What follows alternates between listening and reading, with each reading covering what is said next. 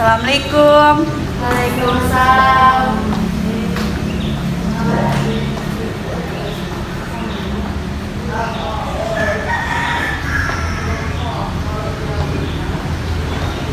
Baik, perkenalkan nama kakak Munaya. Di sini kakak melaksanakan PLP 2 terintegrasi KKND.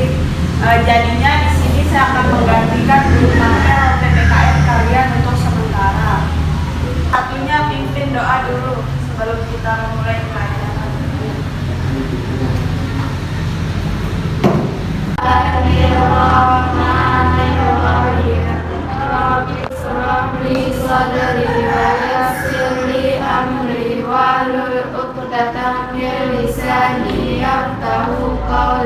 Rabbi zidni ilma warzuqni fahman amin ya rabbal alamin. Nona Rosida, Noni, Putri Dia Lestari, Randy Jaya Saputra, Dimitri hadap depan,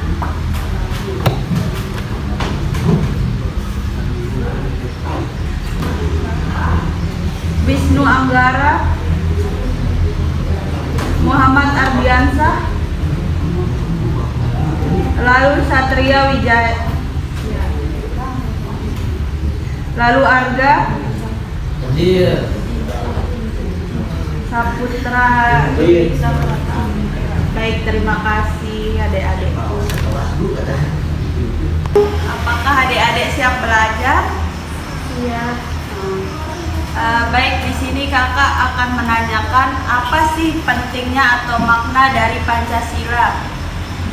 Pancasila berfungsi sebagai pedoman moral dan etika, mendorong nilai-nilai seperti ketuhanan, kemanusiaan, persatuan, kerakyatan, dan keadilan sosial.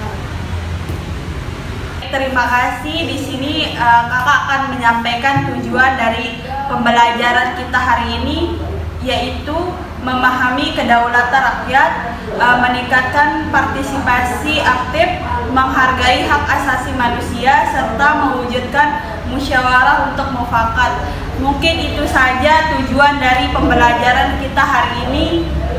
Baik, selanjutnya coba kalian cek terlebih dahulu apakah ada sampah atau enggak. Kalau ada, coba dipungut.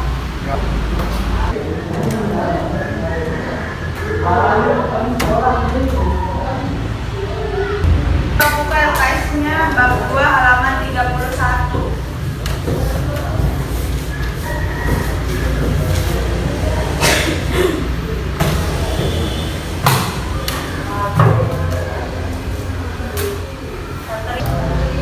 Halaman 31.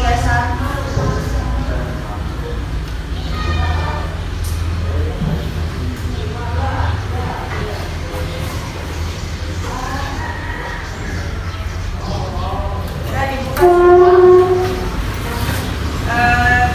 Yaitu bab 2. Sekarang kita akan membahas tentang demokrasi berdasarkan Undang-Undang Dasar Negara Republik Indonesia tahun 1945. Kemarin kan kalian mau suruh kita menjelaskan, sekarang kita jelasin kalian bab 2. Langsung saja ke pengertian demokrasi.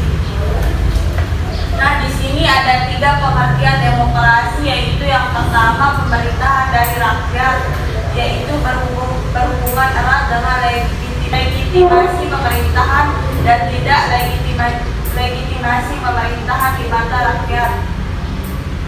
Yang kedua itu pemerintahan oleh rakyat, yang berarti pemerintahan yang menjalankan kekuasaan atas nama rakyat dan pengawasan dijadikan oleh rakyat atau lembaga kekuasaan yang ditentukan oleh pemerintah. Yang ketiga yaitu pemerintahan untuk rakyat, yaitu suatu pemerintahan yang mendapat mandat kekuasaan yang diberikan oleh rakyat digunakan untuk kesejahteraan mereka. Selanjutnya yaitu hakikat demokrasi.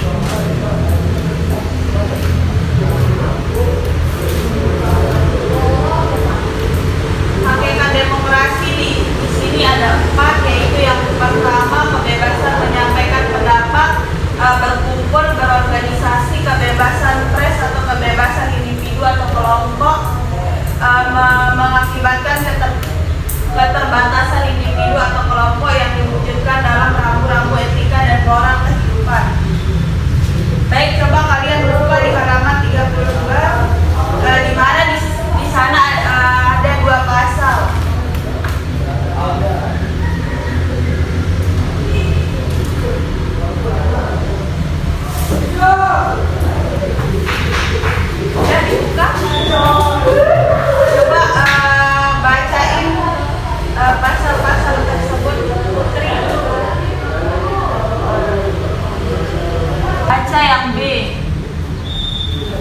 dikasih itu.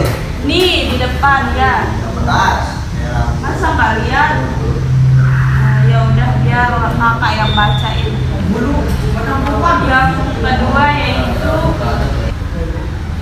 Yang kedua yaitu kesederajatan hak dan kewajiban yang sama, kedudukan yang sama di depan hukum, yang dimana di sini yaitu hak dan kewajiban yang sama itu akan terlihat sama di depan hukum. Terus yang ketiga yaitu keterbukaan kepemerintahan dan langkah-langkah pengelolaan keputusan harus diketahui dan disetujui oleh rakyat, yang dimana di sini maksudnya yaitu kalau ada langkah-langkah atau pengelolaan keputusan itu yaitu berdasarkan dari rakyat, yang dimana contohnya misal pemilihan presiden itu adalah kan disepakati oleh rakyat, itu kita harus coblos mana yang menurut kalian pemimpin yang baik.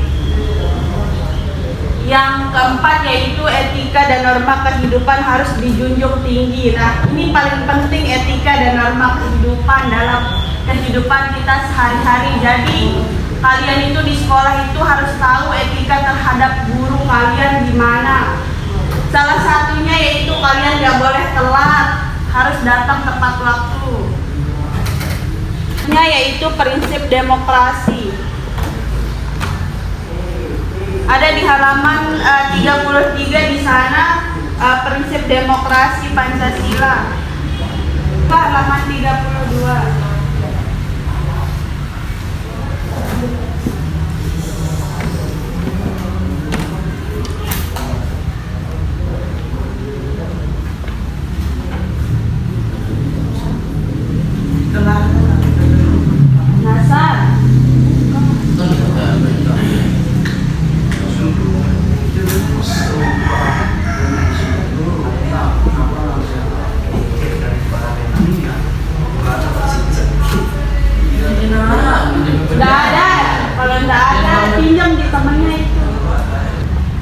Macam-macam demokrasi di sini ada dua, yaitu yang pertama atas dasar penyaluran kehendak rakyat, yang dimana di sini itu dibagi menjadi dua, yaitu demokrasi langsung dan demokrasi secara tidak langsung.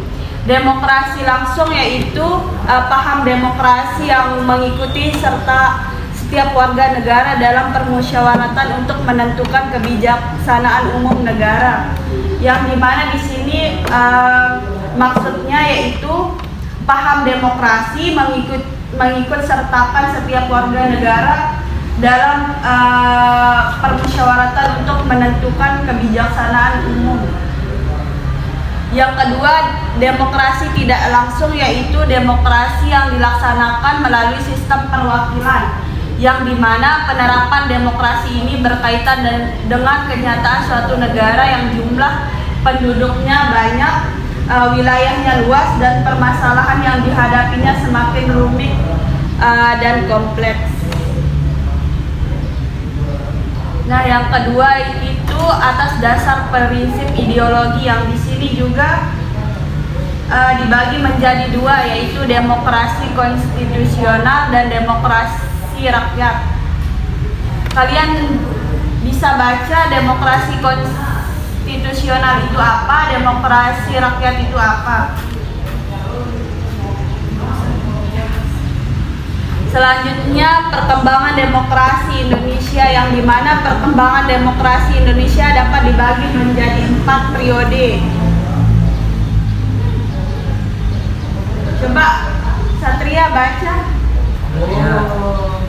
Tuh. Perkembangan. Ini ngapain? Kita. Baca. Baca Satria. Masa kalau gitu baca. Yang satu. Baca enggak apa-apa, baca. Nanti satu-satu di situ. Baca. Langsung jadi pedas, pedas dulu. Baca kan sesuatu kalian. Satria baca. Periode 1945.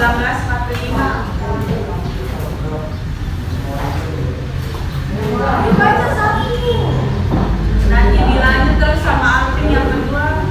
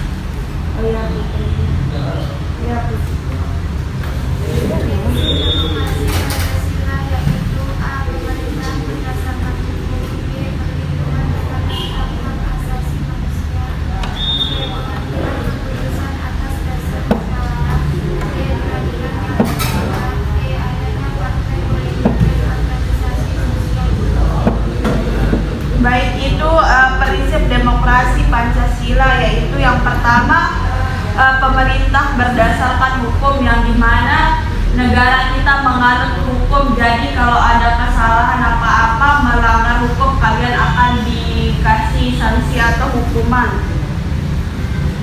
Yaitu yang kedua, perlindungan terhadap hak-hak asasi manusia. Perlindungan terhadap hak-hak asasi manusia, yang di sini yang dimaksud hak asasi manusia itu hak untuk diri kita sendiri, yang dimana hak diri kita sendiri itu sudah muncul sejak kita lahir.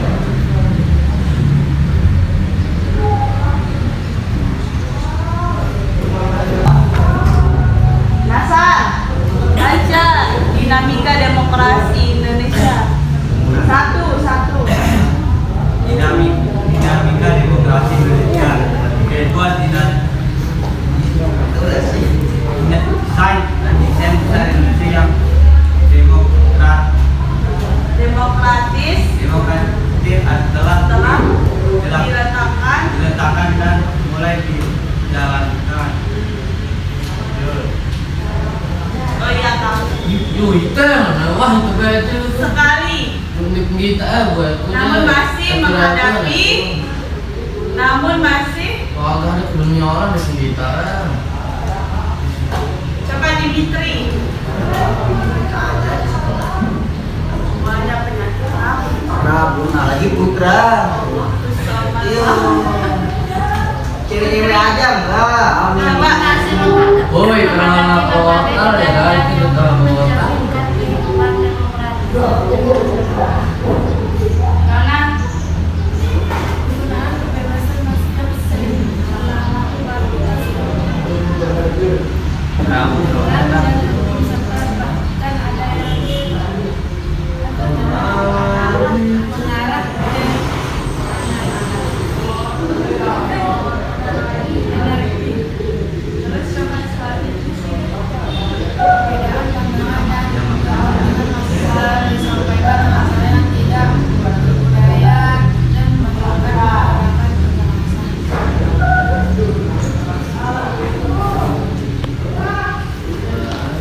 baik, mungkin adik-adik ada yang bisa menyimpulkan untuk pembelajaran kita hari ini.